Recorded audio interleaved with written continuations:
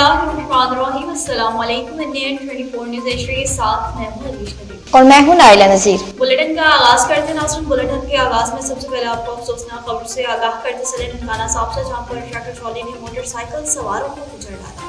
निजी राइस में बड़ा घर रोड गुच्छेगी में मोटरसाइकिल सवारों को ट्रैक्टर ट्रॉली ने कुचल डाला। इत्तला पाकर रेस्क्यू डबल नंबर 2 का अमला वहां पहुंचा। मोटरसाइकिल के व्हील में चादर फंसने से गिर गए और पीछे से आती हुई लोडेड ट्रॉली ऊपर से गुजर गई, जिसके नतीजा में 25 साल नदीम अब्बास और 20 साल अब्दुल रज़ाक मौका पर ही जान भाग हो गए। 18 साल वक्कास मामूली जख्मी हुआ। रेस्क्यू डबल नंबर अमला ने जरूरी कार्रवाई के बाद डेड बॉडीज पुलिस के हवाले कर दी। अब आपको बताते चले कोहाट में स्पोर्ट कम्प्लेक्स का इनेकाद किया गया। कोहाट फीमेल आर्ची चैंपियनशिप में नुमाया पोजीशन हासिल करने वाली कोहाट के खिलाड़ियों में additional deputy commissioner Reena Suhrawardy ने नकद इनामात तकसीम किए। स्पोर्ट कॉम्प्लेक्स पेशावर में हाल ही में मुनक्किद फीमेल आर्ची चैंपियनशिप, जिसमें जिला कोहाट से ताल्लुक रखने वाली 5 फीमेल खिलाड़ियों ने शानदार कारकर्दगी का मुजाहिरा करते हुए 1 गोल्ड, 1 सिल्वर और 2 ब्राउन मेडल जीते। डिस्ट्रिक्ट स्पोर्ट ऑफिस कोहाट की जानिब से इनकी हौसला अफजाई के लिए नकद इनामात की तकरीब एडिशनल डिप्टी कमिश्नर के दफ्तर में मुनक्किद हुई। Additional deputy commissioner finance Kohat Reena शहीद सरवदी ने खिलाड़ियों में नकद इनामात तकसीम किए। इस मौके पर district sport officer Kohat Sajid Khan Afridi भी मौजूद थे। रीना शहीद सरवदी ने खिलाड़ियों की शानदार कारकर्दगी का सराहते हुए कहा कि खेल कूद सेहतमंद जिंदगी और बेहतरीन ज़हन नुशनुमाई में अहम किरदार अदा करती है। अब आपको बुलेटिन में बताते चले जी, ननकाना साहब से जहां पर डीएचक्यू हॉस्पिटल में इंतजामिया की बेहद सख्त सर्दी के मौसम में बच्चा वार्ड का इन्वर्टर एसी खराब।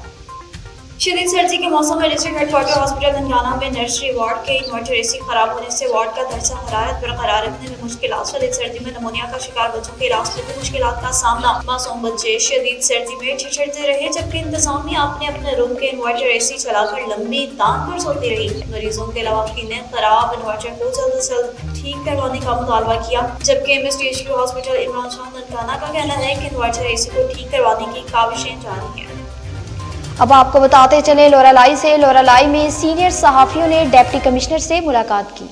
पीर मोहम्मद काकड़ और अब्दुल रज़ाक अरोटी ने डिप्टी कमिश्नर सजाद असलम से मुलाकात की। पीर मोहम्मद काकड़ ने अब्दुल रज़ाक अरोटी की तारीफ करते हुए कहा, ये बंदा लोरालाई का असासा है, बर्मों गिरे बच्चों को निकालने का माहिर है। उन्होंने अभी तक 14-15 ऐसे वाकयात में से 2 से 3 बच्चों को जिंदा जबकि 12-13 बच्चों लाशें बर्मों से निकाला है। अब्दुल रज़ाक सिर्फ लोरालाई में नहीं पूरे इलाके रखनी मस्तोंग ये काम बिला मुआवजा और अपनी मदद आप करता है, लिहाजा इनकी कारकर्दगी को मद्देनजर रखते हुए इनको सरकारी तौर पर मुलाजमत दी जाए। इनको बच्चों की बर्मों से निकालने के लिए जदीद कैमरा और दीगर आलात मुहैया किए जाएं। इमरजेंसी में इनको गाड़ी में साइलेन लगाने की इजाजत दी जाए और इनकी कारकर्दगी को मद्देनजर रखते हुए इनकी हौसला अफजाई के लिए तारीफी सर्टिफिकेट भी दिया जाए। इस मौका पर डिप्टी कमिश्नर सजाद असलम ने अब्दुल रज़ाक अरोटी की कारकर्दगी पर इनकी तारीफ करते हुए कहा कि हमें ऐसे इंसानी खिदमत करने वाले न सिर्फ तारीफ करनी चाहिए बल्कि इनकी कदर भी करनी चाहिए।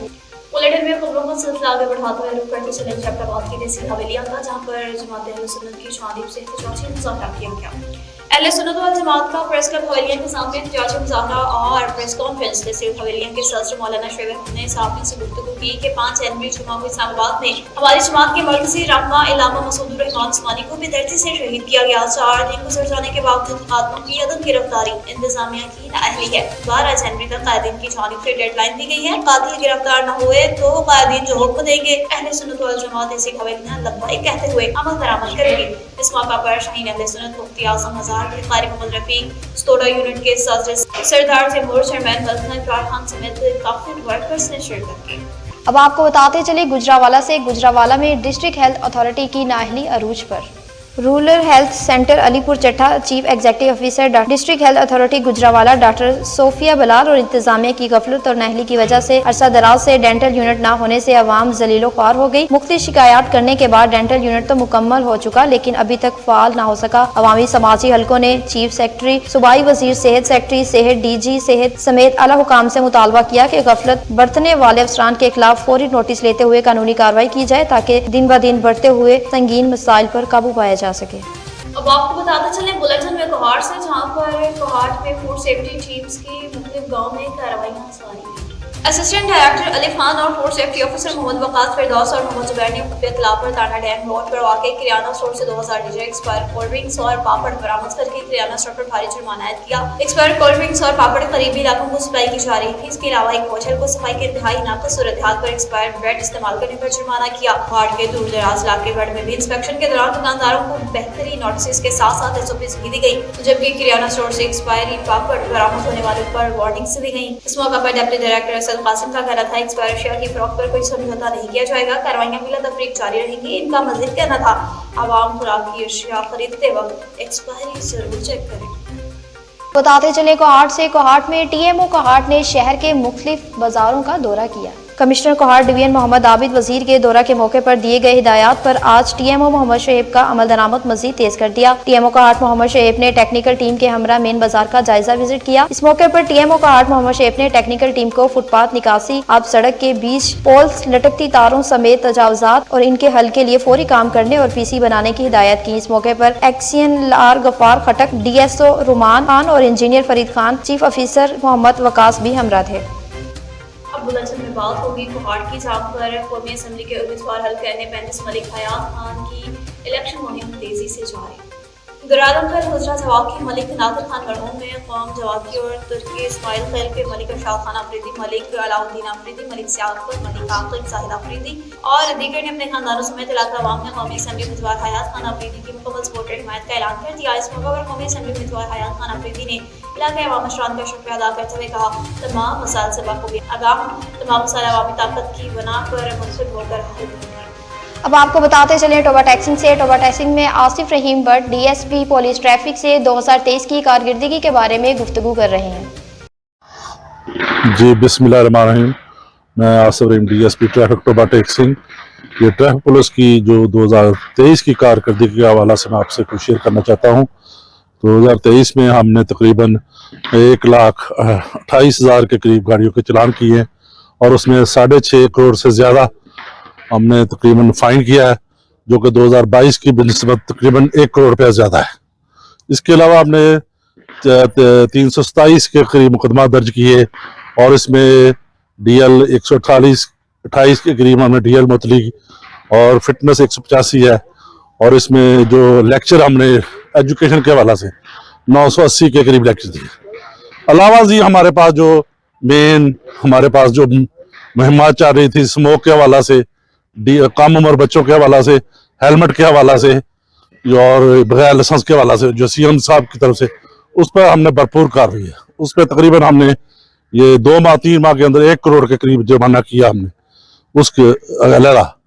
तो ये हम इस पर हमारा मजीद फोकस है और इस पर हम जी कर रहे हैं। मजीद लाइसेंस के हवाला से मैं यही कहूँगा कि 2022 में हमारे तकरीबन 50,000 के करीब 40,000 बने थे लाइसेंस, लर्निंग लाइसेंस और 2023 में हमने तकरीबन 1.5 लाख के करीब बनाए हैं, जो कि 400-500% ज़्यादा है। मजीद हमारा इस पर फोकस जारी है, इंशाल्लाह और बेहतर करेंगे और आवाम को साथ साथ ब्रीफ भी करते हैं और इसके थैंक यू जी।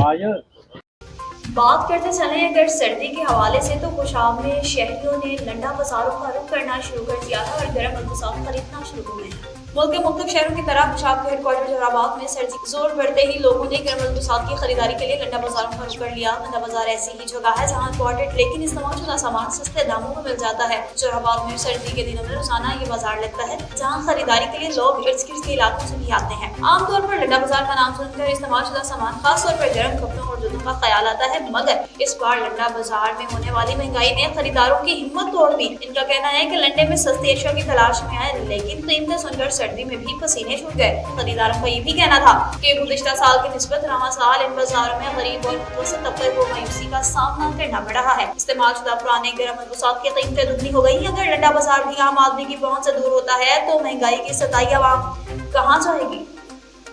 अब आपको बताते चले कोहाट से। कोहाट में पुलिस चेक पोस्ट पर हमला किया गया। कोहाट इंडस हाईवे पर लाची टूल प्लाजे के करीब पुलिस चेक पोस्ट पर हमला। रात गए नामालूम अफराद के साथ फायरिंग के तबादले में 3 पुलिस एहलकार शहीद। हमले में एक आम आदमी शहरी भी शहीद। शहीद होने वालों में लाइस हेड कांस्टेबल अमजद, लाइस हेड कांस्टेबल जुनेद, कांस्टेबल वकार और लकी मरवत का रिहायशी नूर मोहम्मद शामिल हैं। वाक़े की इत्तला पाकर पुलिस की भारी नफरी जाय वकूफ पर पहुंच गई। इलाके को घेरे में ले लिया गया और हमलावरों की तलाश में सर्च ऑपरेशन भी शुरू कर दिया गया। राधनपुर और गिरदोनवाग में शदीद धुंध का रास बरकरार। धुंध की वजह से हद निगाह सिफर हो गई। धुंध के बायस इंडस हाईवे पर ट्रैफिक की रवानी भी शदीद मुतासिर। धुंध की वजह से सर्दी की लहर में एक बार फिर इजाफा। निगरान हुकूमत की जानिब से स्कूल और कॉलेज की छुट्टियां भी खत्म कर दी गई। वालिदैन और तालिब इल्मों के चेहरे पर शदीद सर्दी की लहर को देखते हुए परेशानी और मायूसी के आसार। बच्चों को स्कूल जाने में दुश्वारी का सामना। वालिदैन और बच्चों की जानिब से मजीद छुट्टियां बढ़ाने की अपील की गई है। न्यूज़ स्टूडियो से फिलवक्त इतना ही। मजीद अपडेट्स के लिए देखते रहिए NAN 24 न्यूज़ HD, क्योंकि हम पहुंचाते हैं हर खबर।